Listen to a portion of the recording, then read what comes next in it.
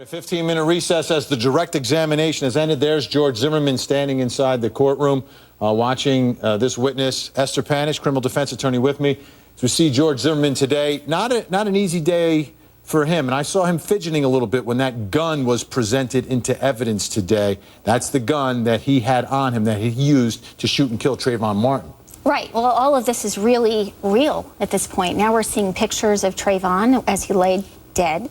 We heard about the resuscitation efforts made by law enforcement upon the scene. It brings a humanity into the courtroom and makes it very, very real. You have a dead child, you have his parents in the courtroom are going in and out because they can't stand to watch or can't stomach to watch the picture of their son laying on the ground dead. And you have the gun, the actual mechanism which brought everyone here. Yeah. And there we're looking at Sabrina Fulton and Tracy Martin, Trayvon Martin's parents. And for them today was the most difficult day by far because the photographs, as Esther was saying, the photographs of Trayvon Martin's lifeless body at the scene shown inside that courtroom for the jury. It's part of what the prosecution has to do, but they actually left the courtroom for that part. They could not take it, and you can understand that. And the bottom line, though, is prosecutors have to go through, they have to prove everything here, and to do that, you've got to show this jury everything that they found at the scene.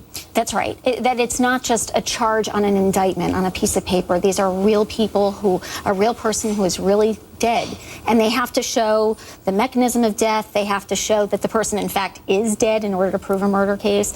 You'll see the medical examiner testify. There are steps that the prosecutor has to go through. Also, with this crime scene technician, they have to establish a chain of custody, showing that something was taken, like the bullet or the gun, and where it went to from the time it was retrieved from the scene until the time they unseal that evidence bag in that courtroom. The police, law enforcement has to account for every step or everybody that touches that piece of evidence. It's called chain of custody in order to admit it successfully.